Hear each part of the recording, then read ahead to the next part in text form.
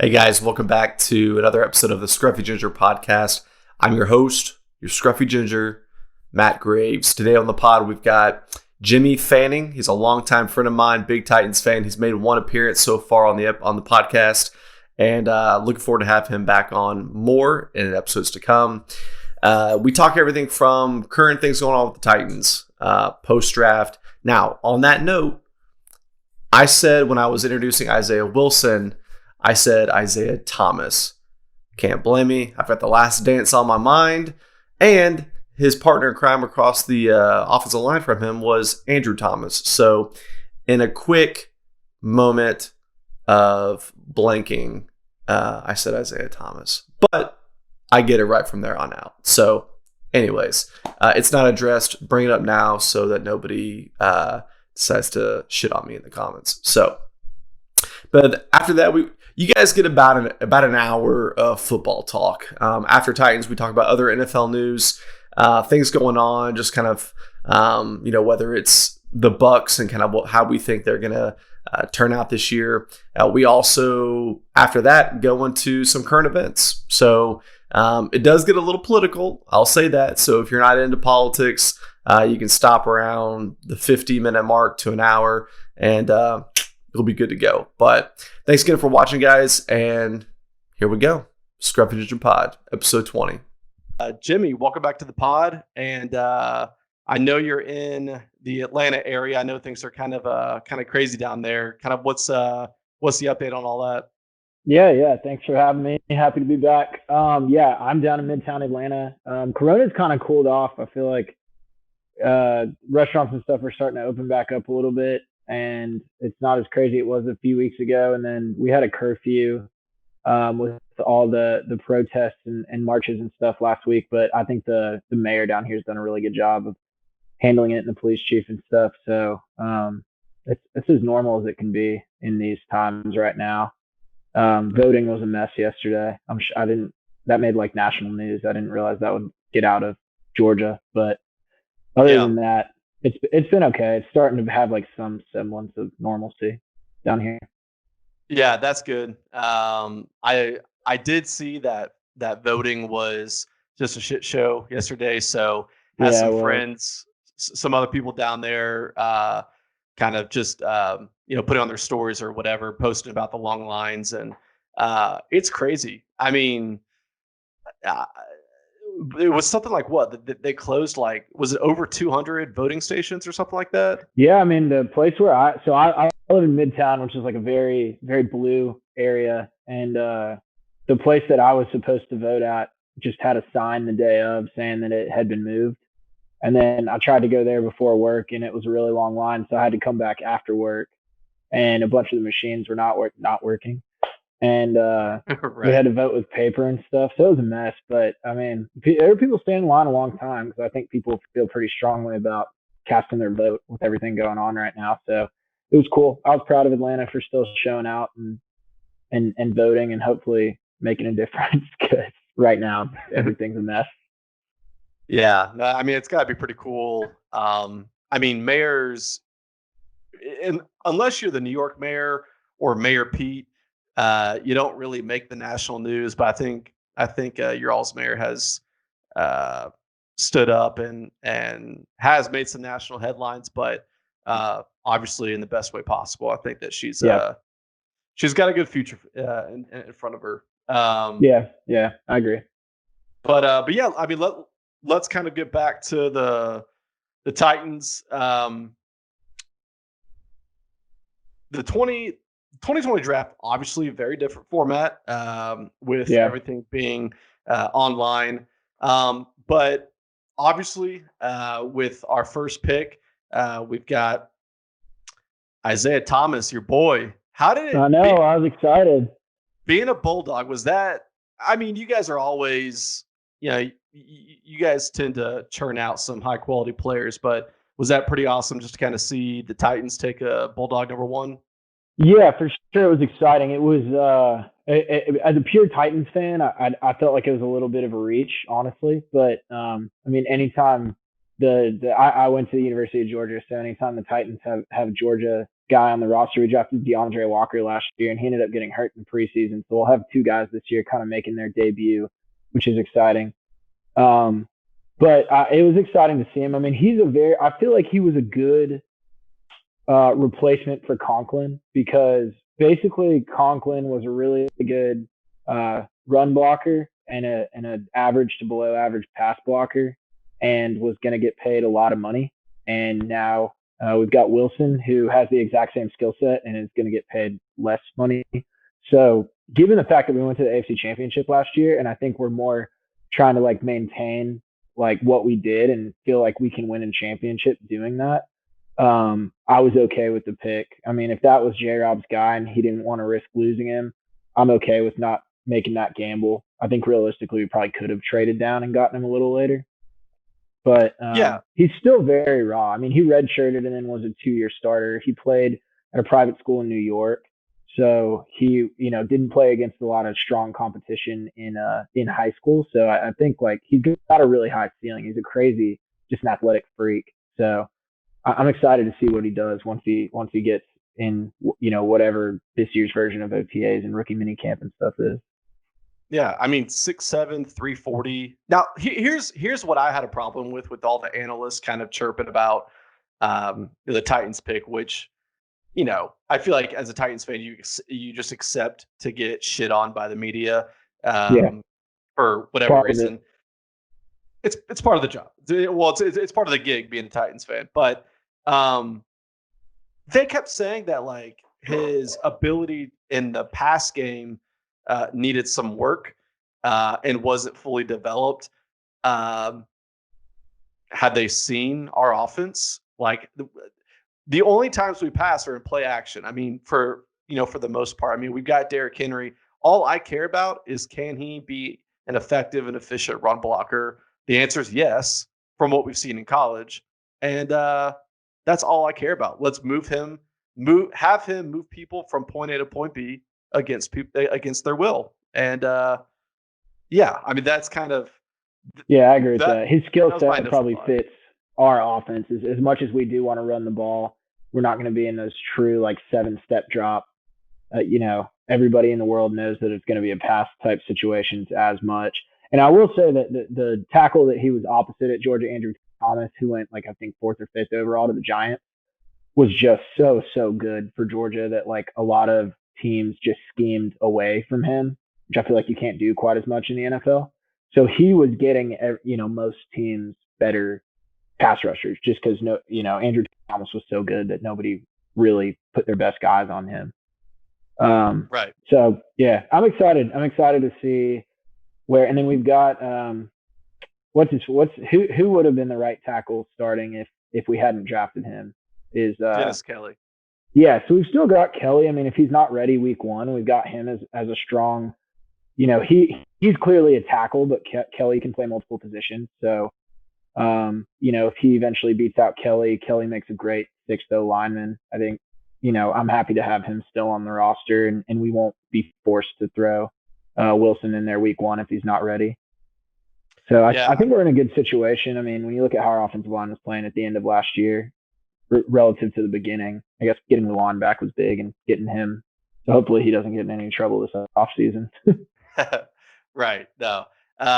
He's, it's a joke, but it's still like serious because he had no idea what he was taking. I mean, he said on a recent podcast of his Bust with the Boys, he said the amount that he was taking was so insignificant that like no effect. It had no effect on any part of his performance or recovery or whatever. But it's there and he got popped for it. But he's I think he's got like at least 1, maybe even 2 people like looking at all of his supplements, just to kind of make sure that there's nothing, he's just doing his due diligence, which get a supplement guy and then get a second supplement guy. Yeah, I mean, because I think you get in the NFL, you get suspended without pay, and with how much money he makes, I mean, he lost out on several $1 million. So you got to spend $100,000 a year to do your due diligence or whatever. I think that's a good investment on his part. It was something I think it did the math on the George Kittle episode. I think that, and he was obviously there's no need to do the math. You don't need to break down how much I make a game, kind of thing. And Compton's like, no. It should be pretty easy. And it was something like 800,000 a game or something. Yeah, and it was, what was it, 4 games or 6 games? 4 games. 4 games, yeah. So like $3 million. That's crazy. Yeah, It's like more than I'll make in my whole life that he just missed by sitting out 4 weeks. Oh well. Yeah.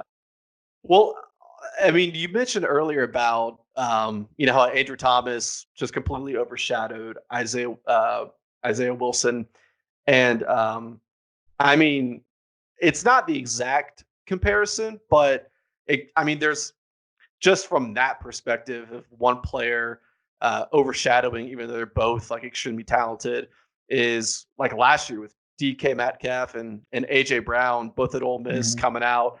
DK just stole the show as far as the combine is concerned, just because he's just a physical specimen. But I mean, I would say we came out on top in that. We had the option of getting either, and so far, I think we chose the best one. I mean, Andrew Thomas is a solid tackle. I mean, I think they're both going to do well, but I think Wilson, again, it's kind of one of those things you mentioned earlier. Like if it's J-Rob's guy, like he hasn't really done enough for us to question his decision making, and until he starts making some bad moves, then I'll just keep trusting him. Yeah, I feel like J-Rob, like with the exception of Dodd out of Clemson a few years ago, like all he's done is hit. And like, I mean, I feel like if we get the same production out of Wilson that we essentially got out of AJ Brown last year, which I guess is a little apples and oranges because it's first round versus second or third round, whatever AJ Brown was. I'd be happy with that. I mean, I think Brown had a strong case for rookie of the year. It's just not for the fact that they like to give it to quarterbacks and we're a small market team. But I mean, I'm really excited to see Brown going forward. I mean, I think Corey Davis is on his way out the door, just because when you draft somebody fifth overall, like you expect him to be the wide receiver one. But I wish he had another year or whatever left on his contract, because I think if he settles into that wide receiver 2 role with the blocking, I think that's a dangerous combination. He kind of became a victim of his own draft position. Yeah, I think so too. I think, correct me if I'm wrong, if you know, I don't like we declined to pick up his 5th year, correct? That's correct, but we're just going into his 4th year, so because you have to decide before the 4th year whether or not to pick up the 5th. Right. So he's under contract with us for 1 more year, and then depending what his market value is, like he theoretically could stay here, but somebody's going to be willing to overpay for him just because, like he's such a specimen, like you said about DK Metcalf. There's some GM that's going to fall in love with him and think that we broke him and they can fix him or whatever. Right. Which is fine. I mean, I like seeing players get paid. I'm always happy with that. So go, I know that Corey, I know you're a listener, so go get your money. No hard feelings. Proud of you. But it will be a bummer to see him go. But I think if you're going to settle in on a wide receiver 1, I feel pretty good about AJ Brown. Yeah, and that's the thing too. I mean, like I don't know how many people we have to pay next year. Obviously, the big one is Derrick Henry. If we don't get something wrapped up, Adoree Jackson, I think we did hit. Well, we have another year on him because we did hit his 5th year. Because it was Corey and Adoree were the same round. And that 5th year option is specific to first round picks, so that's why they're the only 2. Yeah. From that draft that we have, and then, I don't know. I mean, I feel like other than that, we've got guys on. Nobody is, off the top of my head is like a huge need in order to sign that are our top performing guys. I feel like we've done a pretty good job kind of balancing that roster out.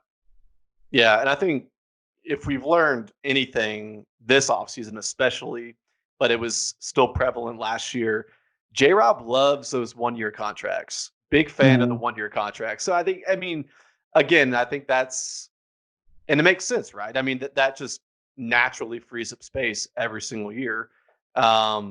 And you could argue you get better performance out of guys that are on. I like those 1-year contracts for guys who really do feel like they have one more big contract in them. Like I like the Vic Beasley signing a lot. All my Atlanta friends are, because he's a Falcon, and they're all like, jaded Falcons fans from him. They're like, oh, he sucks. Like, he doesn't even try. And it's like, well, I feel like he's about to try on a 1-year deal, you know? And I hope he gets 15 sacks for us and goes and gets paid $100 million in like Seattle. And then, whatever. Good luck, dude. Godspeed. Thank you for the year. But I do like those. I do like those 1-year contracts. Are we gonna get Clowney? Speaking of Seattle, did he sign? I was just about to say he has not signed anywhere, but it's starting to piss me off because like it went from like I don't want him to being excited to going back to like, nah, forget this guy. Oh, it's so up and down because just to give people a timeline, the dude wanted like $20 million a year, and everyone was like, "Okay, calm down, buddy. Like, like you're good, but calm down." And then he dropped it to somewhere around the 16, 17 range, and then people's ears perked up along, including the Titans. And there's some like talk that I think it was Cleveland that offered him this like relatively insane deal, and it came down to he didn't want to play in Cleveland. Maybe it wasn't. I might be right. I might be wrong. It was some team where he was just like, I don't really want to play there. So now sounds familiar, but that's crazy. He wouldn't want to play opposite Myles Garrett, but maybe he just feels like that. I mean, I could understand not wanting to live and work in Cleveland. You're rich. Like, it's not that big of a difference between 15 million and 11 million. I think it has a lot to do with he doesn't want to be in that division. I think whatever team he goes to, he wants that team to be like in a position like the Titans to not only make the playoffs, but as we've proven, can make a run for it. And I think with the history that Vrabel and him have in Houston, I think that you think you could get it done. I at one point it was the decision was, do we want Logan Ryan or Clowney? And Ryan's gone. So what are we doing? Like, we've got the cash as far as I know. Last I checked, against the salary cap or anything, and like cutting Jarrell Casey was. I remember there was a lot of smoke around. We're making money for somebody. We thought it was Henry at the time, but he's signed his franchise deal. I mean, maybe we'll somehow extend him between now and July, but I don't know. I don't know if that's even in the works right now, or if we've just really settled into a franchise tag. Yeah, I don't know, because just to your point, they have until I think it's July 15th, but or something like that. But with if Clowney doesn't come on board, you have to think that it's because we're looking to pay Henry. I mean, otherwise, if we trust that Henry's not going to hold out, which that's everyone's fear, right? Is okay, because a lot of the league and a lot of analysts, they think it's just a slap in the face to Henry. Which I can definitely see that. The dude's an animal. He was the league rusher, leading rusher.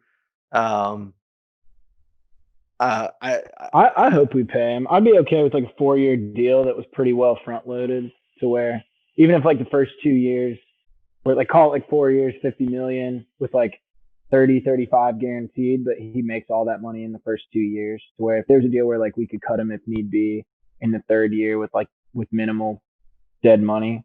I want it as front loaded as possible because the shelf life is just so short for running backs, but I feel like he's earned whatever money he can get from us. So I thought I was expecting to pay him in franchise Ryan Tannehill, honestly. Yeah. But I understand the front office prioritizing locking up a quarterback long term over a running back, even that like it stinks that Henry is the victim of all that because we all love him so much. Yeah. You think Tannehill's the guy for a few years, or you think it was like a one-hit wonder? I have no reason not to. All he did was perform last year. I mean, it's a pretty small sample size, but the offense is staying pretty much the same. And I go back and forth with my Atlanta friends all day long about whether or not he's a top 10 quarterback. I mean, statistically, in the second half of the season last year, he objectively was, and then we really didn't ask him to do anything in the playoffs. So he didn't perform poorly or anything like that, but we didn't ask him to do that much. But right. I mean, I'm okay with it. I like him better than any quarterback that came out of the draft this year, not named Joe Burrow, who we were never going to get. I mean, when you're drafting 30th, you're not going to get a program changing quarterback in the first round. So yeah. I'm okay with it. What about you? I think because we're not going to ask him to be, a 4,000 yard a year passer, though he might get there. Because we're not putting the weight on his shoulders, I think he's the guy. I think he's very similar to Brady in the sense that they need a good run game, and I'm not saying that they're one and the same, but Tom Brady succeeds in the play action game, and we've seen now that Tannehill is the same. He fits our system really well. So yeah, and he get another year in his belt. I mean, the dude came in midseason. What was it, like week 6 or 7? And no, because he played week 5. No, that was, dear Lord. I was thinking the Chiefs was week 5. That was week 10. So yeah, he came in. I think we were 2-4, and he came in week 7. Yeah, that sounds right. Because 2-4 was like the big, the fact that we started 2-4 and then squeaked in the playoffs and made the AFC Championship. It would have been one of the most improbable runs to the Super Bowl had we made it one more game. Yeah. Just do you believe the rumor that that Amy Strunk told Vrabel and J-Rob that Marcus was gonna get, I think it was 5 games or 5 or 6 games. Let's just say 6 games.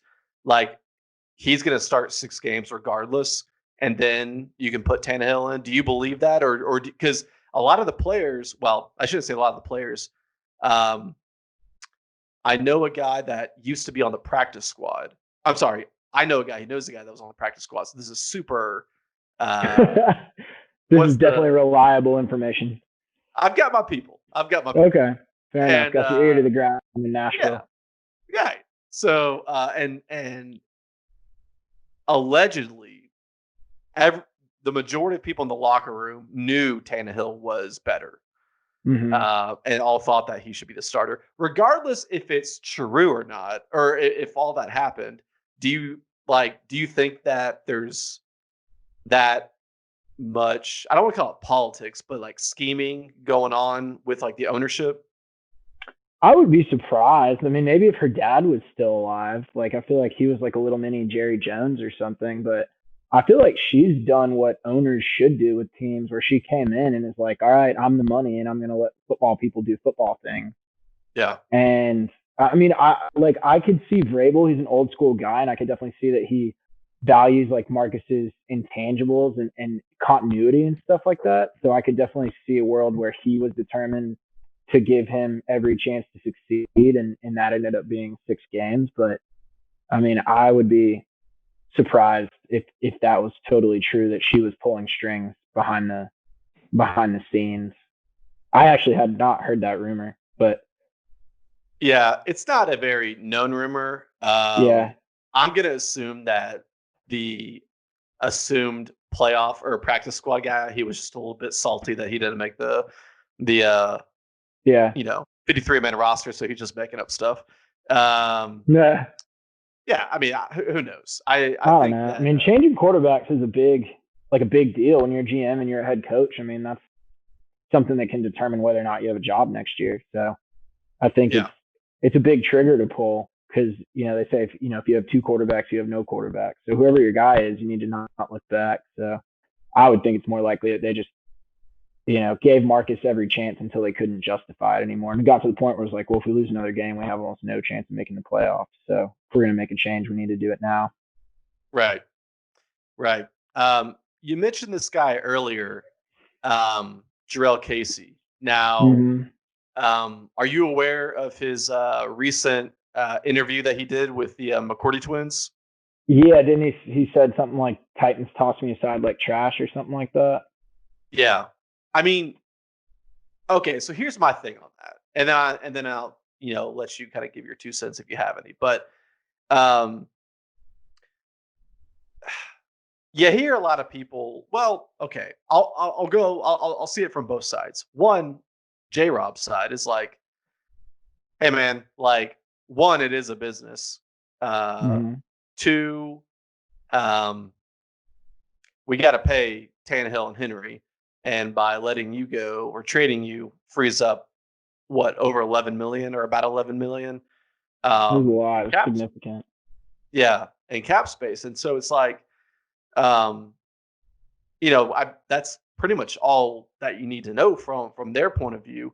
Um, you know, I know Casey. He was upset that nobody from the um, like, well, he didn't say their names, but he was, upset that J Rob or Vrabes didn't, give him a call to let him know that he was going to be shopped around. That he found out from his agent, but I mean that's how it goes. The agent communicates with those guys. I think that I think that what I like about Casey, and he brought this up in that interview, is that he stuck with us when he didn't necessarily have to. I mean, we were 2-14 and 3-13 back-to-back years, and he could have demanded to get traded somewhere. Could have, but he stuck it out, and he got paid. Like, he got his money. I think he's upset that I think he sees the value. He thinks the way he's seeing it is like, my value is a 7th round pick. Like, I'm better than that. And but what people don't understand is that, the Broncos were paying the remainder of his. Yeah, I don't think anybody would think that his value is a 7th round pick. It's more like that was all that we could get in order to unload that contract. And I'm sure he knows that. Like, at the end of the day, if he had been willing to restructure his contract and take a huge pay cut, we would have kept him on, which he shouldn't do. I mean, it's his life and his money, and good for him for still getting paid wherever he is. But yeah, I think that's the way it's going to go. I do see where he's coming from. I didn't know that he found out from his agent. I mean, again, that's probably, I've never been cut by an NFL team, never made one, but but yeah, I went undrafted yet again this year.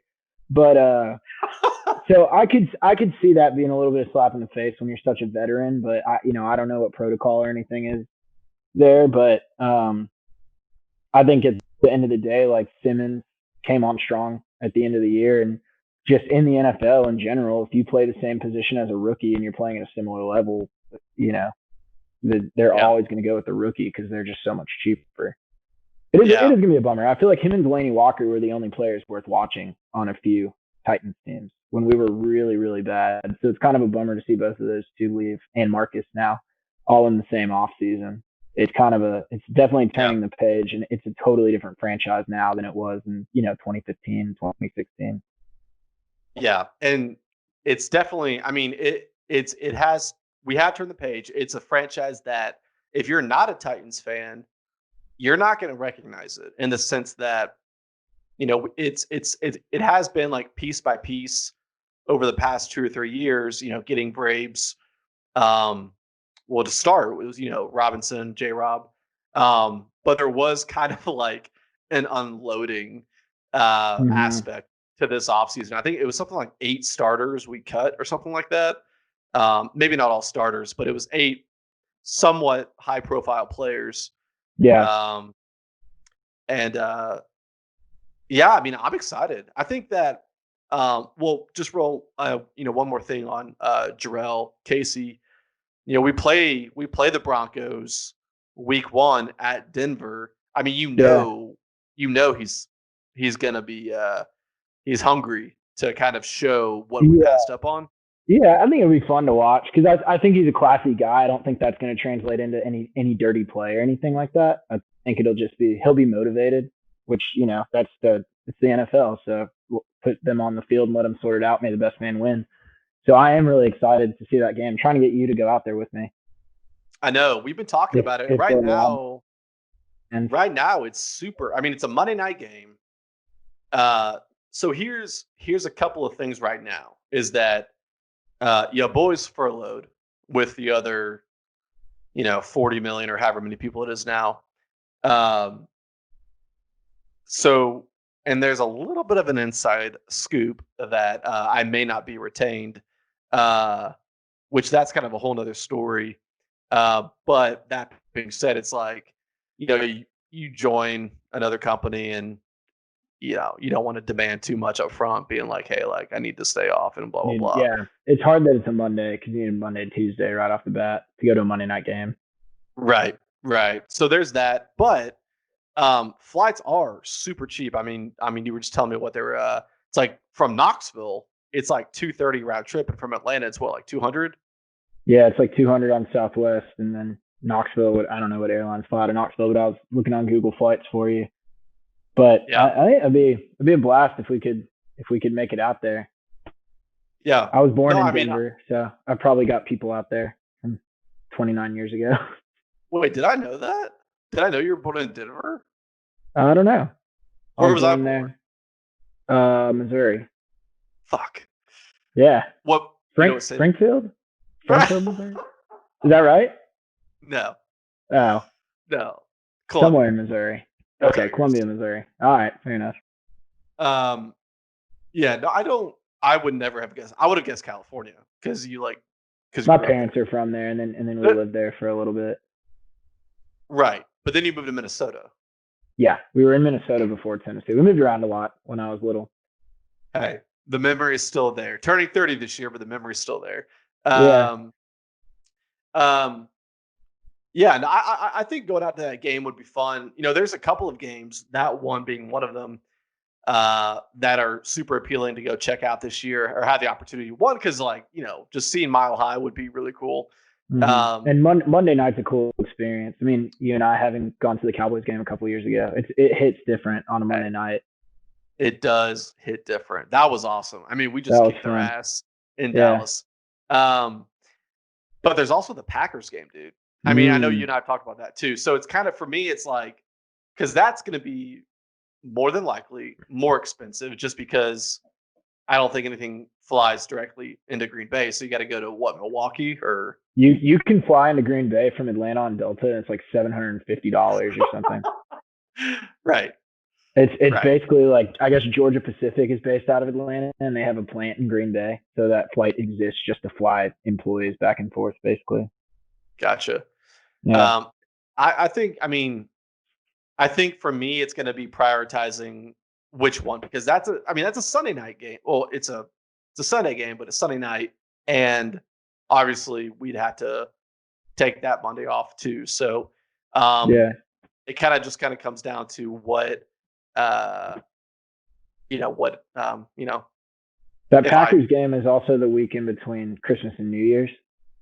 So some people, some companies, not my current job, but some companies give you that week off either way. Yeah. So we'll see. True. That'd be fun. I was kind of hoping that game would be a Wisconsin home game, and we could go to Madison on Saturday and then Green Bay on Sunday. That'd be neat. That would be cool. Yeah. But yeah, I think it'd be a blast. I mean, Lambeau in late December is definitely like a bucket list sports thing. I asked my dad if he wanted to come with us. He was like, nope. I'd have done that with y'all about 30 years ago, but I'm done. If it is like a calm, cool, 42 degrees, I'm going to be pissed. You get I don't think you have to worry about that. No, I know. I'm just saying, it's like if there's some just random, what do they call it? A warm front? I don't even know. Yeah. Global warming. Yeah. And for some ungodly reason, it's it feels like a late spring to them. Anyways, it's not going to happen. It's going to be in the teens or single digits. It's hopefully going to be snowing. I mean, but that's what you want when you go to that game. So yeah. And we know that, so we will be prepared this time. Unlike 3 years ago when we went to the New Year's game in Nashville, and we were we're like, yeah, I mean, it's gonna be cold, but we got I think we all had a shirt, a pullover, and a jacket on. Yeah, we had as much as people that live in the Southeast have. We did our best, and it was not anywhere near enough. That was Marcus's stiff arm of what was that guy's name? It was for the Jags. On the spot. Church. Barry Church? Barry. No, that's a singer, isn't he? No, Barry Church is right. Whoever this guy is, I'm pretty sure he got cut after the season and then never made another NFL roster. So Marcus literally ended a man's career. I mean, with that it stiff sounds arm. right. Someone that plays for the Jags. And it was fun because that happened. Like for anyone that's listening that sat in the seats, I know Drew listens and he was with us, but that happened like literally right in front of us. Yeah. So that was a pretty cool moment. Very cold, extremely cold. I'll wear warmer socks next time. That was what got me. My feet. Yeah, that was crazy. That was winning that game took us to the playoffs. Now, and here's the best part about that game is that the Jags had already locked up the division, and they didn't have to play any of their starters, but they chose to play all their starters because they knew that we were on a fucking tear at that point, and they didn't want to play us again. Hey, and I respect that. If we go 13-3 this year and we have the number 1 seed locked up and we were to play the Jags in week 17 and they're a fringe playoff, I would be like, yes, put in all the starters and put our foot on their throat. I mean, I would say that too, but I think I wouldn't expect J-Rob to do it. I think he's a little more. He's playing chess, and I'd be over here playing checkers. Be like, I want to beat the Jags. I don't even care. I got no problem when a division rival is petty to keep another one out of the playoffs. I kind of like that. That's what makes sports sport. Yeah. I guess all I'm saying is that I feel confident in our second team going up against the Jags first team. I guess is all I'm saying. So I mean that was fun. I mean we got a couple some solid games coming up this year. The one thing I do like about our schedule is that last year we played the Texans in week 15 and 17, which is just annoying because at that point of the year, it's like, having 2 divisional games at that point, you want to have a strong idea of where you stand, hopefully before those games. And I mean, it's basically because we lost in week 15, then we played the Saints. I lost to the Saints. And then it was like, we have to win in week 17, but I think somebody else had to lose? It was just like it was weird. It was a 3-week stretch where it was like every time other games ended, it would change. Like we finally knew going into the game against the Texans in week 17 that it was win or go home. But it was like, I remember being at the Saints game warming up and stuff. And then because of a game, because that was the part of the year where they played Saturday games. And because of the results of a Saturday game, it made the Saints game not matter because I think the Texans had won, so we couldn't win the division. Or I don't remember, but it was goofy because it was weird going into that. We thought the Saints game was going to decide the season, and then all of a sudden it literally didn't matter, which we sat Henry in that game for that reason. I think we would have beat the Saints had Henry played because we jumped out to a pretty good lead, and there were some ticky-tacky calls from the refs in that game. Yeah, I think too. If I remember correctly, the Saints had already locked up at that point, so there wasn't a ton. That sounds right. Well, I mean, their division last year was pretty not good between the Bucks and the Falcons and Panthers. Did you see Jameis Winston's quote? I think it was either today or yesterday. He said, Bleacher Report posted about it. He basically said, historically speaking, he's one of the greatest quarterbacks to ever play. Yeah, he said that I'm not gonna say it, but historically speaking, that's a good spin zone by Jameis. Like he didn't say it; his history said it. Yeah, it's like history. Him in the past of history said it about himself. But yeah, and it's like history will remember that you threw 30 interceptions last year. So 30 touchdowns though. Yeah. Hey, if he only not throw the interceptions, he would have been the MVP. I mean, that's true. 5,000 yards and 30 touchdowns is pretty good if you ignore context and nuance. He had a pretty good season. Do you think? Do you think the Bucks are going to be a threat this year? Or do you think it's going to be like a royal bust where there's all this like? Historically, what they're trying to do doesn't work. Historically, they're going to be the best franchise. Yeah. Yeah, I didn't even mean to use that word. Historically, I feel like it doesn't work, but then Tom Brady is forever rewriting history.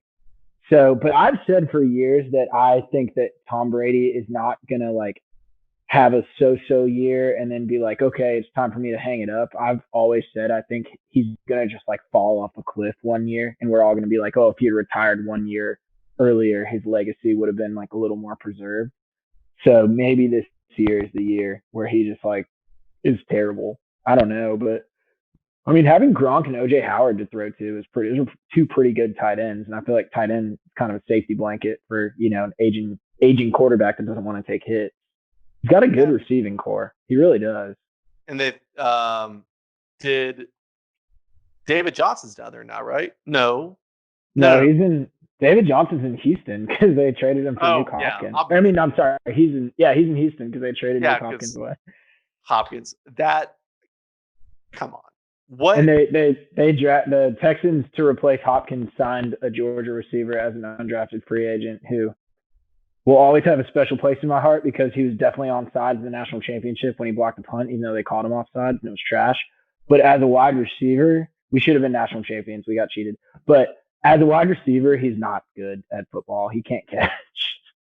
So when I saw they signed him, I was like, oh my God, Bill O'Brien is the worst coach ever. I didn't realize until I don't know exactly when it was, but he's also the GM. So it's like, yeah, it's like, he's trying to pull what's his face, Belichick. But yeah, no, I think they signed the Texans signed another receiver who's been a journeyman essentially. Like he's bouncing around from team to team. Speedy guy. I don't remember. I mean, if I said his name, if I would remember his name, he's a deep threat guy. I mean, you would recognize him, but I don't know. I'm not too worried about it. I think Hopkins. Hopkins destroyed us. I mean, in the past few years, like when Hopkins played, we lost, and when he didn't, we won. Yeah, and most of what there is. Even when they're down, like if we were up by let's just say 10 with like 4 minutes to go, and the Texans have the ball, like I'm nervous. Yeah, because it's. I mean, Hopkins. That's. It seems where he thrives. Just has that almost like intimidation factor. It's like he keeps you in the game. So it's just. I think it'll be really cool to see the Cardinals this year. I think they could very sneakily make some noise. But so it wasn't David Johnson to the Bucks, but I don't really care who their running back is. I don't really care anymore. But they also have Mike Evans and Chris Godwin. Yeah. Dude, I mean, and the fucking Super Bowl is in Tampa Bay this year, so if they do somehow pull it off and just go to the Super Bowl, the NFL would probably love that. They'd love to have, one more Brady Super Bowl. Do you think that he signed a 2-year deal, but do you think he retires if he wins the Super Bowl first year? I would if I were him. You have to. Yeah, I mean, what else do you have to prove at that point? Like, you did it with another team. The odds of you doing it 2 years in a row are so low. Why not go out on top versus, probably making the playoffs and losing in the divisional round and then calling it a career? Like, yeah. But I did. Did you watch the match with Peyton and Tom Brady when they golfed with Phil Mickelson and Tiger Woods? Yeah, I watched most of it. That was fun. That was really fun to watch. They said they're trying to get one with Michael Jordan and Steph Curry. That would be cool. I think one of my biggest takeaways that made me really warm inside was knowing that Tom Brady and I are the exact same skill level at golf, which made me. I mean, with the exception of his one like hole in that he somehow got from like 90 out or whatever. Yeah. With the exception of that one shot, I mean, just hearing him like off the tee, just and then be like, shit. It's like, I can relate. Yeah, when he got offered $50,000 to put it on the green on a par 3, and he just like shanked it. I think it was Booger McFarlane, or maybe it was Charles Barkley. Charles Barkley, actually. Yeah, it's who offered it. That was funny. That is funny. Yeah, How that was great. I'd watch more of that of fun sports personalities or something like that where they're mic'd up. I think that'd be a lot of fun. yeah, I think how crazy was it on that one hole that if you remember Russell Wilson, it was like for whoever hits for every ball that gets within 12 feet or 10 feet, I'm going to donate 100,000 meals or $100,000 Yeah, uh, charity, and everybody but Tiger hit it. And yeah. I think did Brady go? I think Brady went first, and I was like, well, if he gets it, then I mean Everybody's gonna get the it. pressure's on the pros. Like Yeah, Peyton and them, like they don't have anything to there's nothing to play for. I mean, not really. I mean, with the exception of the free kind of media that they give, but all the money was yeah, donated. So yeah. It was uh, all for charity. I thought it was funny how Tom Brady said something to Peyton when he had like Smokey Dog or whatever mhm. as his club cover. He was like, "Oh, they haven't been good since you left," which, like, as a Georgia fan, was funny to hear. But then also, just as a sports fan, in my mind, I was like, they won the national championship the year after Peyton left. So it's not Yeah, even an of accurate course, burn on Tom yeah, Brady's part. of And course, all says the the guy that went to Michigan. yeah, but it's like, of course, all the UT fans are like, it's like, we won the title next year without him. Then everyone hates us for living in the past. So whatever. I mean, Yeah. we can't win that argument. How mad are you going to be if assuming we have college football? How mad are you going to be if the Vols beat Georgia this year? I don't know what to think about this year. I think our defense is going to be really, really good, but we have a grad transfer quarterback, and we miss like spring practice, and the guys are just getting back on campus. So I feel like with all that, it's going to kind of favor veteran quarterbacks. And that is Guarantana still at UT? Um, He's like a 14th yes, year senior. you're right. He So, is, but he's not projected. I don't think we're going to start him. oh really? Well, as long as you guys are starting somebody that has some sort of starting experience, I would say like your quarterback probably has a advantage over Georgia. I think Georgia has a talent advantage, like as a roster, and the defense is going to be really good. But I'm trying to keep my expectations like reasonable, just given that we have a grad transfer quarterback. Still expect to beat Tennessee. I'll still be upset if we lose, but Okay. Yeah, are we playing in Athens or it's Knoxville? in Athens. It's in November this year. They moved it. We used to play in October. Now it's in November. So I'm excited. I like those late season cold weather football games. But we go Oh, to Alabama in week 3. I think that's going to kind of set the tone for our season. If yeah. we go in there and beat them or at least play them close at home, and it might be like, all right, this team could do something because there's just so many question marks on our offense. And if we go in and just get like stomped, it's going to be like, all right, well, this isn't the year. So, Are you but guys it's definitely gonna? our year. We're going to go undefeated, national champs. Well, let's assume that you Super do. Bowl or Natty's in Miami. Okay, Haas. What? Assuming they don't, are you guys? Let's say that you guys win. The ball just never bounces your way, and you guys come out with 6 wins. Oof, oof. Are you guys calling for Kirby's head? No, he's done it. I mean, we went to the national championship 2 years ago. We've won the East 3 years in a row. I don't think anybody there'll be like, the loud minority that probably will that, oh, he's no different than Mark Richt. You can't get it done. But like when you're recruiting at the level Kirby's recruiting at right now, you're going to break through eventually if you have enough time. So I'm not worried about that. He's just bringing so much talent into Athens. 6 wins Yeah. would not be a good situation though. I will say 6 wins would be bad. Now, don't ask me who they are. I only know really one, Harrison Bailey. Right? Is that his Yeah. name? Oh, geez. He's from Georgia, but he's about to be a freshman at Tennessee. When I said Harrison Bailey, for some reason, it reminded me of like what was that show that followed uh, the high school football that I used to watch back in high school? That it was like Oh, two-a-days 2 a on days. Hoover High School. For whatever reason, when I said Harrison Bailey, I thought I was naming a character from or not a character, but a guy from back then. But anyways, That show was Yeah. awesome. I think that he's like the only one that I've really read a ton on. I get these notifications saying that like this, 4-star, whether it's receiver or like D lineman is either has uncommitted and then committed to Tennessee or whatever. We've got up from what I've read, from what I've seen, we've got some things up our sleeves. I mean, we're recruiting well.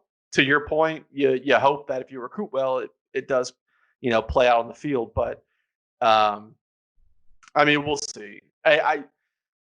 It I want Tennessee to get back to being a balanced sports school, but right now it's basketball, and Basketball school. it's not even like it's not even close right now. But and the men's team didn't have that great of a year this past year, but or I guess it was cut off. But yeah, what portion of the year there was? Yeah, I mean they showed improvement, but anyways, yeah, I mean we'll see. But I think that it's going to be interesting just overall to kind of see where the sports world goes, because I mean, I think it's a really good sign that the NFL is like letting the coaches, go back to the offices and the facilities now. And I think I think they're obviously doing that intentionally, like kind of easing their way into it so that they don't overly get people's hopes up. But um, we'll see.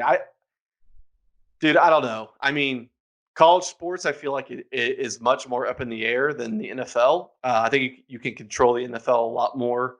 Yeah. Well, the But NFL, they're professionals. They're being paid to be there, so it's like more reasonable to to expect them to be there when it's quote unquote dangerous. So I feel like that's kind of a goofy narrative to begin with. But with college players, it's hard for the NCAA with a straight face to be like, oh yeah, they're just student athletes. They're no different than the rest of the students. That's why we can't pay them. But they need to be in the stadium playing games when we may or may not have regular students on campus. So yeah, I think that's the big difference, is that when it becomes someone's job, when it becomes a professional, then it becomes reasonable to ask them, to go into work because they're being compensated for it. And I think the NFL is going to happen no matter what. I think college will be, TBD at this point. I think we'll have games, fan situation at this point.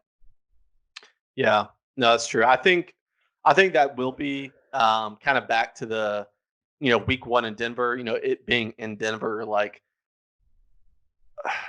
I just think before I buy a plane ticket, just wanted to kind of know that they're going to let fans in there. I mean, it would still kind of be cool to be in Denver and like just watch it at a bar, but I mean, if you're Yeah. going to fly up, you're going to fly all the way out there. You want to go in the stadium. So Yeah, I'm kind of playing with house money right now because I had a flight to Denver for like literally tomorrow because I was going to see a concert at Red Rocks this weekend, which obviously was canceled. what concert was it? Gonna say go see the Revivalists. They're like a New Orleansy type like jazz band. They have like a trumpet, and saxophone, and stuff. I like them a lot. They're a really good band. What other instruments do they have? I think there's a trombone sometimes, drums, guitar. They're really good though. They would play it like well, they're getting bigger, but last year I saw them at the Fox in Atlanta, which I think is like 5,000 people. I don't know how big the Yeah. Tennessee Theater or anything is, but they're a good band, so that would have been fun. I'm hoping to go see them there eventually because that venue's cool. But basically, I just rolled over that flight to September with money I had already spent. That's cool. But hopefully we get the all clear. Yeah. Probably not. But it's maybe we'll get a vaccine. Dude, fucking find a vaccine. Like, I mean, that's the only thing that's going to put people at ease. I mean, people are still going to get it, but it's like, just, I don't know. I mean, things are just so, everyone is. Yeah, I don't think we'll go back to a true normal until there's a vaccine. My guess is that what I've been telling people, I bet we get a vaccine that's like good, not great, sometime around December. And then sometime in the next 6 to 12 months after that, we get like a really good vaccine. So maybe like 60% effective in December, and it allows us to go back to like mostly normal. And then sometime in 2021, like 90, 95% effective. It allows it to just like be done. Yeah. Do you think oh, dang it. I totally lost my train of thought. It was something on the vaccines, but I think that I guess I mean once we have like a really good vaccine, I think that people will stop wearing masks. But I mean it's not going to surprise me either if you start seeing even after the fact that we have a vaccine that you're going to still see people walking around with masks. Um, I can see that. I try to do my part and wear a mask when I am out in public. Your dad actually gave me 3 other masks when I was because my mask had broken the strap. Oh, really? And so I was getting another one in the mail that day, but I was there and I was telling the store and he was like, just take 3 of these. And I was like, cool, thanks. Nice. But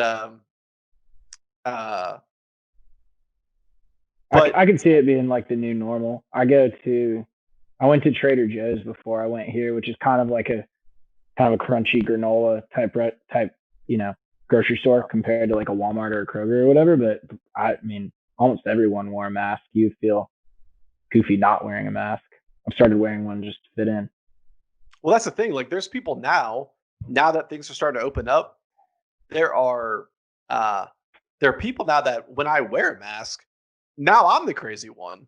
Like you get looked at, and I just I don't know. You can't really say anything, to people just because those are the people that get like really defensive and upset. But anyways, I'm not sure how much we're going to keep of this. We've been going on like this vaccine. Yeah, I guess we're just kind of like talking to each other at this point. I guess you can cut it short if you need to. I saw a video of somebody's playing slot machines in Vegas this week, and they took their mask and they moved it aside to smoke a cigarette. Did you see that video? Yeah. That was pretty funny. I was on Barstool or something. I don't know if we're allowed to say Barstool on this podcast. Barstool. Their competitor. We're winning. Hey, that's how Busted the Boys got brought on or signed with Barstool. They started a beef with them. So what do you want to say to Dave? Huh? Or Big Cat? Fuck Big Cat. You think I like Big Cat. Big Cat's funny. Or are we supposed to fight? Yeah. I don't think Big Cat could do what we do. I think he's like pretty talented. He's okay. He's not us. I mean, he's out there. He's doing his thing. He's doing his best. I don't like Dave, honestly. I don't like his little shtick. I really don't. I think he's annoying. I don't think anyone actually acts like that all the time. Here's the thing. I really do like Big Cat. I think he is hilarious. Dave, to me, so listening to Big Cat talk about Dave during this whole quarantine when he was doing the unboxings and all that. Yeah. It's like he called Dave and said that these unboxings are going to drive you mad. Like they're going to drive you insane because every fucking day, there's like over 100 boxes at your door. That's got to get old. And like, where are you going to put all the stuff? Yeah, like he's probably just throwing a lot of it away.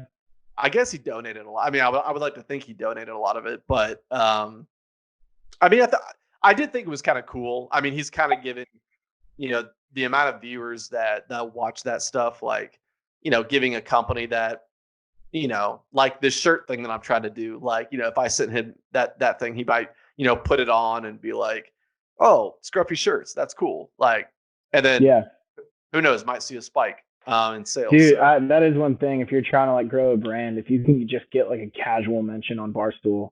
Did you see the guys on Pardon My Take this week? They adopted a minor league baseball player because they have a thing right now. Like all the minor league players are like furloughed and they're not getting paid, so you can sign up to basically just like adopt one and pay them like what the minor league team would have been paying them, which is BS on the side of the teams because those owners are billionaires. But it's like for the people out there that don't know, I work for a AA minor league team, technically, even though I'm furloughed.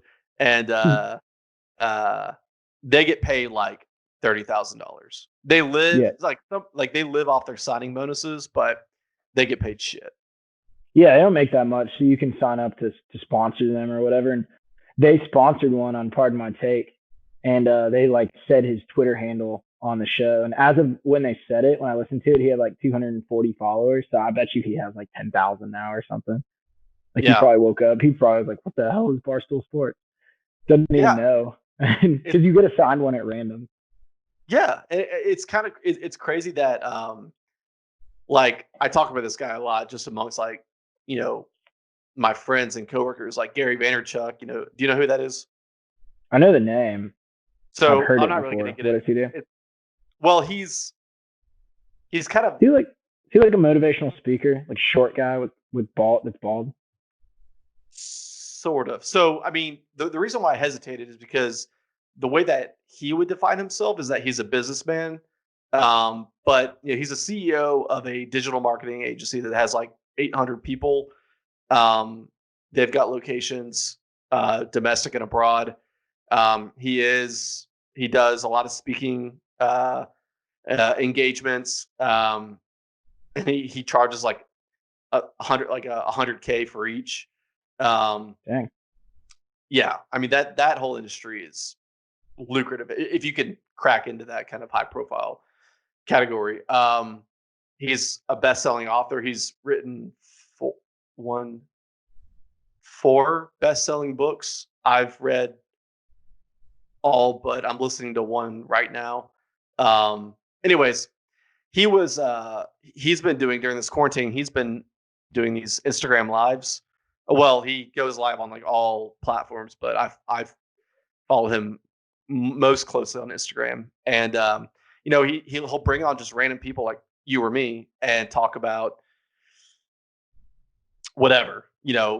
Usually the person is trying to get on to ask a question of some like I'm struggling with this part of my business, whatever. And some people are like, hey, like I'm stuck, like I want to start a business, but I'm just like, stuck and I don't know what to do. And he kind of helps them out, but he usually asks for their handle, and he will point out, because sometimes they're like 8 to 10 minutes. He'll ask it, sometimes during the beginning of it, and like by the end of it, well, he'll point out at the beginning. He was like, he's got like what we'll say 1,000 followers. By the end of that one conversation, he was like, have you checked your Instagram? He's like, you now have 15,000 followers. It's like, it's insane. Like, That's I mean, crazy. Power social media. I saw a graphic this week that was saying, because you know how college athletes as of this year are allowed to like profit from their likeness. So like Trevor Lawrence could go sign autographs at a car dealership and get paid for it or whatever. Right. If that had been allowed in 2014, Todd Gurley wouldn't have got suspended. He would have won the Heisman, but unrelated. They put out a graphic that was saying, here are the most valuable college athletes theoretically based on their following count. And we did the math and it comes out, I'm sure there's like a threshold that you have to get past before you can monetize it at all. And it's probably not exactly linear, but essentially like when you're in the hundreds of thousands of followers or whatever, your followers are worth like 75 cents each, according to this graphic of, Gotcha. Trevor Lawrence, if he monetized his Instagram, could be worth this much. And then, Jake Fromm could be worth this much before he got canceled because he said racist things. It's not good. Just an idiot. Not condone that. I'm a Georgia fan. I'm not a fan of what he said.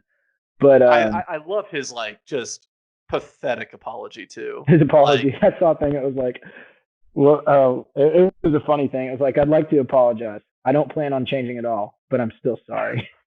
Yeah, it's like he basically said his apology was basically, I'm sorry, please don't cut me. Yeah. It was big old oof for Jake Fromm. So hopefully he educates himself a little bit and learns from that. Thoughts and prayers for Jake Fromm. But we'll see. We'll see what happens. But saying what all they were worth, and it came out to like 75 cents a person. The second most Instagram followers of any college athlete right now is like some gymnast for UCLA I've never heard of, but I don't know. She'll probably just be, some like whoever's famous on Instagram, Kylie Jenner or whatever, when she's done being a gymnast. You just went straight to the top there. She's got like 190 million followers or something. Does she really? I don't know. Not an Instagram guy. I don't live in that world. I don't know why. I mean, is it just because you just don't care? Or? Yeah, I just never made one, and now I feel like it's not. Now it's. I feel like I've like met people and I haven't had one, and I've met girls and they've been like, "Ooh, that's like mysterious that you don't have one." That's like my hook. They think it's interesting, and I'm not that interesting of a person, so now I can't afford to get one. What do you mean you're not interesting? Here's I think you should say I don't have Instagram, but I do have a TikTok. Yeah, that would be. You should get on TikTok. I've heard good things about TikTok. It's actually so. I do have a TikTok. I've not made anything yet, but I'm just kind of like I'm intrigued and like curious by it. So like you'll go and the only reason is because Gary, well, everyone calls him Gary Vaynerchuk, is like, as he says, like shouting from the rooftops, like get on TikTok. It's like it's the only platform right now that you can get a lot of traction really quickly. And he said that, well, not necessarily he said, but I'll just go on like random profiles that aren't famous people, and like the first video they post has like thousands of views, and they don't even have, and they only have like. So what makes it easier to get big on that than Instagram? Like, what does he say makes them different? It's Instagram. I guess when you boil it down, it's like Instagram is super saturated, and the way the algorithm in Instagram works, I've kind of picked up on it a little bit. Like my stories, I don't have a ton of followers. It's something like 300 or something, like 350 or something. But my Instagram stories used to get like 120 views or whatever, and then all of a sudden it dropped to like 70, and then to 50, and now it's up to back up to like 90 or 100. So the way their algorithm, I mean, I don't know what their algorithm really is, but TikTok is all about the hashtag that you use. So it's like, you put 3 or 4 hashtags in there. Like there's I'm going to sound like such a fucking adult when I say this, but it's like, it's called like hashtag like for your page. Or you can put FYP or both. A lot of people do both. And so that like, there's like when you not log in, but like when you just click on the app, it'll have like a for you section, and it's like people that you've liked or like stuff that you've looked at before. And honestly, you just look at what's trending, and there's I mean, what is intriguing about it, if you're like me who's trying to start something to where you need you need a lot of attention, but like if I can get like the young audience to really grab hold of the brand, you've got people for the next 15, 20 years.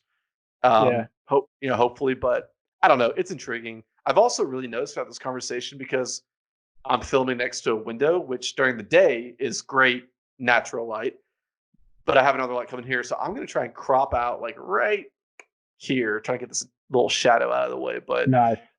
I wonder if anyone is, I don't even know if this will make the podcast. I wonder if anyone's still listening. We haven't been talking about sports for like half an hour. This literally just feels like we're talking on the phone, catching up. Well, okay, so I've got it's not live yet, but I have a podcast with 2 of my college friends, Josh and Eric, and the name of the podcast is 3 Friends Catching Up. Yeah, that's a good name. I like that. And that's all it is. And we literally hop on the phone and just like start talking, and like the banter, we've always had really good back and forth banter, and just like, well, I'll just leave it at that. But we've got, I think, 2 episodes in, and we haven't posted yet because we're trying to figure out what we're wanting to do. But all the podcasts that I listen to, just people talking, literally people talking. So I think that's kind of where I want to take the podcast eventually is, start the majority of it is talking about sports, but then it's just literally just, having people. I think people enjoy getting to know who they're listening to. Yeah. We when quarantine started, and me and my friends were doing a lot of Zoom calls because none of us we were quarantining and social distancing. We started recording some of us just it's people I went to college with, the exact same concept. Like we haven't posted them or anything, but just to watch back on like even years from now or whatever. Yeah. Of what we were talking about in our late 20s, mid 20s. I think I call 28 in my mid 20s. I think you're pushing it a little bit. Yeah, that's fair. I mean, to your logic, I'm 29 still, and I'm in my mid 20s. So that's mid to late 20s. As long as you're in your mid 20s, I'm in my mid 20s. That's fair. Well, my birthday was 3 weeks ago, but since it happened during quarantine, I decided to not age because that's a rule they made this year. Right. But if your birthday's during quarantine, you don't have to turn any older. My mom chose that option too, so she's still 39. Right. So next year you actually jump back a year. So you just stay 28 for 2 years in a row. Yeah, basically. And then I guess next year I'll be 30 all at once. Dude, snuck up on us. The Denver trip would be like a couple days after your 30th. Oh. You could call it your 30th birthday trip. Look at you, remember my birthday. So here's it is September 12th. If anybody wants to send me a gift or whatever. Be like Dave in my opening unveiling. No, but it's Abby and I, my girlfriend, we were gonna go to New York and see Hamilton on Broadway. That's, if anybody knows me, they know that I really like Hamilton. And Broadway. You're gonna go in September for your birthday? Yeah, I mean, we recently. No. We were gonna go in September. So like we planned this way before coronavirus was even a thing. Right. We didn't plan it to the extent that like buying a ticket or anything or buying a plane ticket, but that's on hold. So we're actually gonna go to Chattanooga this year for my birthday. So I don't know if Denver's gonna work out. I think for me, especially with where I'm at in my not really knowing what my job status is right now, I think that saving that for the Packers game. You got to get this Vanderchuck guy and Dave to both give this podcast shout outs, and then you can monetize it by December. Yeah. Vaynerchuk. Vanderchuck, whatever. Nope. There's no D. Vaynerchuk. He can't be that famous. I don't know who he is. Show him this podcast and me not knowing who he is, it'll probably get under his skin. I feel like that guy's like a narcissist. No, here's what I love about him though, is that he loves meeting people that don't know who he is. Like, I mean, that also sounds really narcissistic, but it's just I don't know. He is a really humble guy. A lot of people don't. They're turned off when they hear him for the first time because like he uses language and just cusses a bunch. And there's actually one funny clip. Somehow, he has a guy follow him because like with a camera, so like he documents. He just literally documents his entire life, with the exception of he doesn't show his family or kids. That's not the point. Point is, he went to like basically talk to like a teacher, or because his kid, I don't think his kid's old enough to be like a parent-teacher conference, but he was in a classroom and of some sort, and a teacher is like, basically was like, do you think that your kid's saying fuck, like you don't think that's a bad thing? He was like, no, I don't care. It's like to me, it's just a word, and that doesn't like affect anything. And it's a really he went on this whole like kind of tangent on like, he was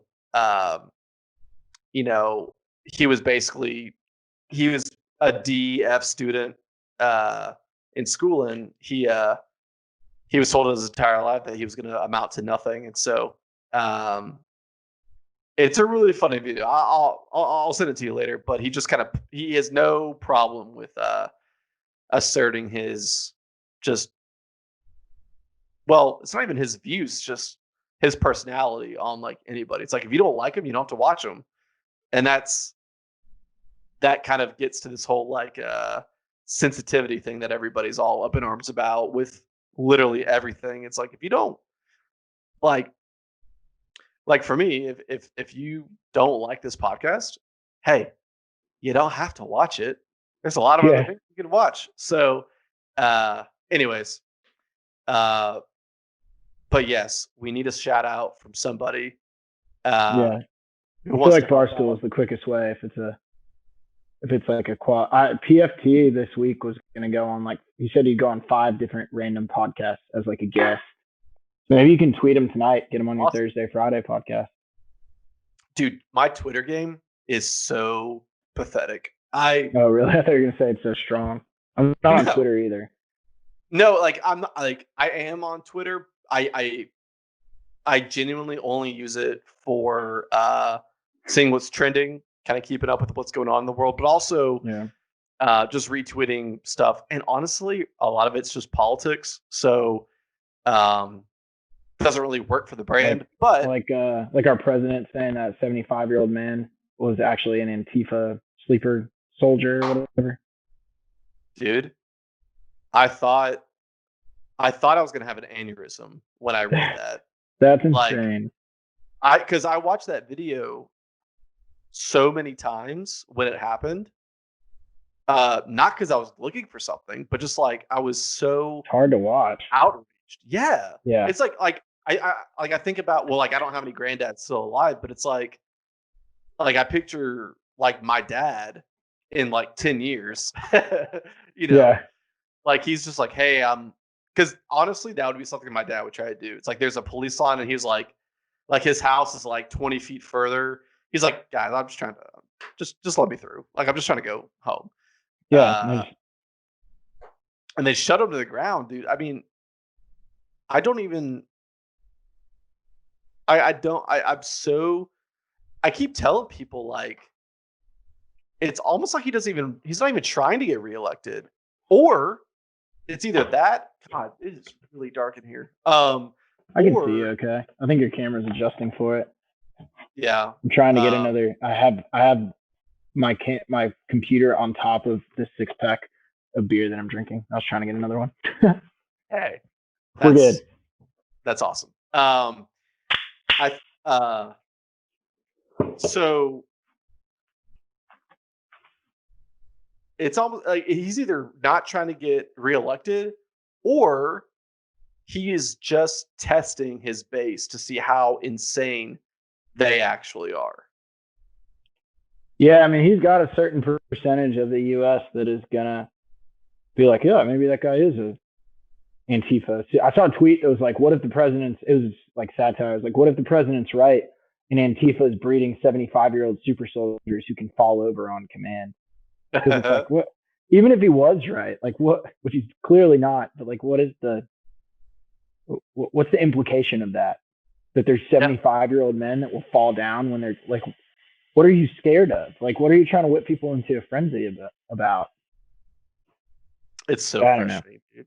It's like It's a every mess. day there's something else. Like, did you oh, what was it? He said recently that he never said something, and it was like 2 weeks prior. He just like raging tweeted about it all the time. Oh my god, what was it? It was something so alarming that was just like, um, I can't think of it. It was. I mean, it would have been the extent of which I feel like he did say this. He said at some point he said, "I've never called the coronavirus a hoax." Yeah. Dude, And that there's was like your video of platform him for like calling three it a hoax. weeks. Yeah. Anyways, uh, I listened to a podcast today. It's called Bad Friends with the comedians Andrew Santino and Bobby Lee, and big fan of the podcast. Um, and they said today, their podcast, it's a comedy podcast, and people go there to kind of escape and laugh and all that. And but there's a lot going on right now, and so he said, it's a comedy podcast, but when things are some things that just need to be said, he's like, we're going to talk about it. And so he's like, a lot of our listeners don't like that we talk about politics, and to those people, it's just like, fuck you. Like, it's like, we don't, like, if it needs to be said, it needs to be said. And he was like, regardless of where you stand, like, I'm going to let you know where I am. And that's kind of where, dude, everything going on in the world right now, like, can you even imagine the conversations we're going to have with our grandchildren? Yeah. Oh God. 2020 is going to be like a whole semester of history when our grandchildren are in school. Or else we're just going to all agree to not talk about it at all. Just be like, it's bad. It was all bad. Joe Biden got elected at the end. That was kind of cool. Dude, I hope so. I hope that's the boring end to all of this, Yeah. Because I would be, ecstatic if he did, but New Year's 2020 is going to be lit. Everybody's going to be so excited to get out of this year. Dude. Yeah. And like, and here's the thing. 2020, like January 2021, just give us that month. Just give us that month with nothing. No major sports figures die. Yeah. Like, just let us have January. February. Well, when is inauguration? Is it in January? It's January. So that's going to be January. It's like the January 19th or no, January 9th. I don't know. Is it? I'm trying to find it. Let's see. January 20th is when Obama got inaugurated. Close. That's gonna be a whole thing. If Trump loses, he's gonna try to not leave. I feel like. Oh, like the first thing that Trump is gonna tweet during it is gonna talk about crowd size, and it's like, dude, like nobody was at your thing. I mean, I know there's a lot of people, but it's like, why was that the first thing out of your press secretary's mouth? The first thing was, hey, did you see the crowd size? Okay, yeah. Calm down. Just be the president. You got elected. You don't need 3.5 years to keep saying the election was rigged when it wasn't. But even if it was, you won. So, what are we doing here? So, I don't know. Oh, man. It's bad. It's all bad right now. But if anyone is still listening to this, vote. Please vote. Please vote. No, Susan, I was going to ask if you voted, but I didn't want to put you on the spot. I did vote. I'm a Georgia voter sticker somewhere around here. I was going to say, nope. I would have been hard on you if you did not vote, but nope. Who did you? I've read up a little bit on your all's Senate candidates. There's like I'm being very blanket statement right now. I know that his last name starts with an H, right? Hoff or something. Our Senate candidate or our senators right now are Perdue and like some woman named like LaFaw or something like that. But who are your Democratic candidates? Like the I didn't know that much about them, so because it was a primary. So. Well, yeah, but you're picking someone to go up against Perdue, I think, right? Yeah. So I just kind of picked one. I didn't really know. I basically I voted for Bernie in the primaries because I like Bernie and I wanted to say I voted for him once before he's no longer a candidate at all. And then I'll vote for Biden in the fall. But that was most of the reason I went. Yeah. I voted for Bernie too. Here's the thing that really sucks, and I hate to tell, the two listeners that are still engaged right now. Maybe my dad. Maybe. I think we lost him around about minute 51. I think he was like, okay, I'm just gonna go back. Yeah. I think that I'm literally defeated when it comes to presidential elections. And I don't like admitting that because but here's the thing. I am a good example. I thought about this a lot today. I'm a good example that people can flip their vote. People can flip their values. Basically, I was I was raised Republican, voted for McCain, voted for Romney, but I wasn't that. I was kind of engaged during the Obama Romney campaigns, but not really.